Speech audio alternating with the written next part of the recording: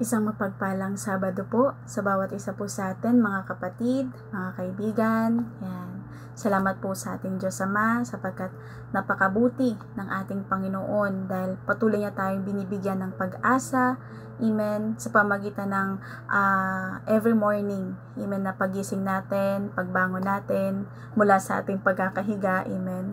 Ang Diyos po natin ay napakabuti. Siya po ang Diyos na tapat.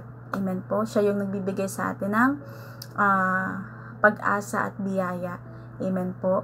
At sa umagang ito, salamat sa ating Diyos Ama sa muli niya sa aking pagdako sa umagang ito upang muli tayong mag-devotion. Amen po. Ito po ay maikling verse lamang na i-share sa atin ng Panginoon na may kinalaman po sa galit.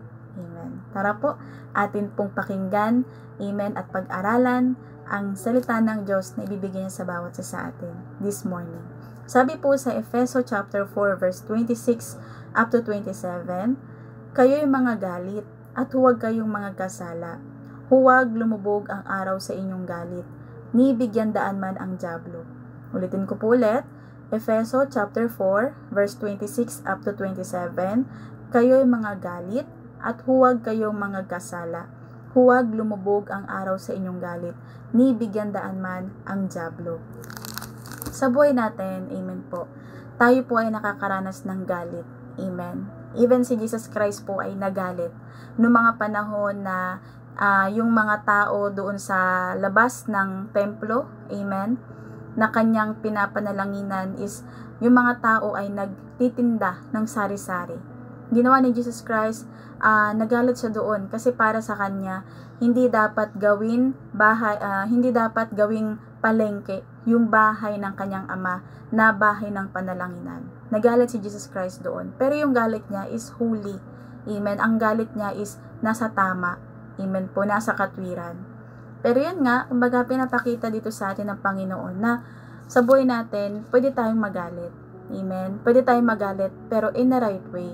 Huwag tayo yung basta nagagalit ng wala sa lugar. Kasi tayo bilang tao, nagagalit tayo sa kapwa natin na wala na sa lugar eh. Kumbaga, wrong way, it's a wrong way. Diba? Nagagalit tayo kung minsan ng wala namang dahilan, ba't tayo nagagalit, diba? Pero yun nga, na sinasabi dito na magalit tayo, pero wag natin antayin yung galit natin na lumubog pa yung araw. Ibig sabihin, kapag nagalit ka sa kapwa mo dahil meron siyang hindi magandang nagawa at hindi mo nagustuhan, yung galit na yun, na nararamdaman mo, dapat pawiin mo na, alisin mo na yon. Magari sa iyo yung pagmamahal, 'di ba? Doon sa tao na kinagagalitan mo. Kasi kapag once na pinatagal mo yung galit diyan sa puso mo, umabot ng hapon, bukas, umabot ng linggo, umabot ng isang buwan, kahit taon, galit ka pa rin sa kapwa mo, hindi na maganda 'yon. Ang nangyayari doon, nabibigyan mo na ng pagkakataon ang dyablo, which is si Satan, na makapasok dyan sa puso mo, sa buhay mo. Kasi mga kapatid, kaibigan, tandaan natin, the way na may galit ka sa puso mo, dyan magkakaroon na si Satan ng pagkakataon para makapasok dyan sa puso. Meron na siyang tinatawag na doorway. Doorway, ibig sabihin, nakabukas na yung puso mo para makapasok si Satan dyan sa puso mo. Makapasok yung masama. At kapag nakapasok si Satan sa puso mo dahil may galit ka, andyan na kung ano-ano na yung mga nasa isip mo, ano-ano yung mga nararamdaman sa puso mo, hanggang sa nakakapag-isip ka na ng mga kung ano-anong hindi maganda na hindi nakakalugod sa Panginoon. Kaya kung maaari, kung nagagalit ka man doon sa kapwa mo o sa pamilya mo na may nagawang hindi tama, magalit ka ngayon lang, mamaya bukas, wala na dapat. Maghari sa atin sa iyo yung pagmamahal.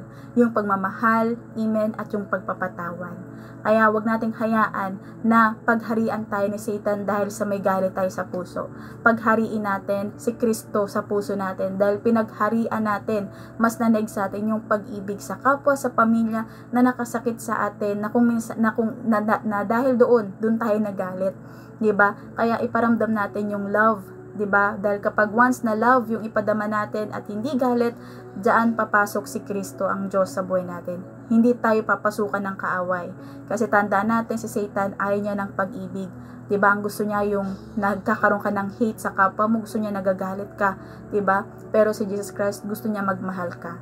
Kaya tayo mga kapatid, paalala sa atin ng Panginoon, kapag tayo nagagalit, huwag nating patagalin. Diba? Mag-pray tayo sa Lord. At pag-ibig ang pagharian talaga. Amen? So, yun lang mga kapatid, and God bless us all. Bye!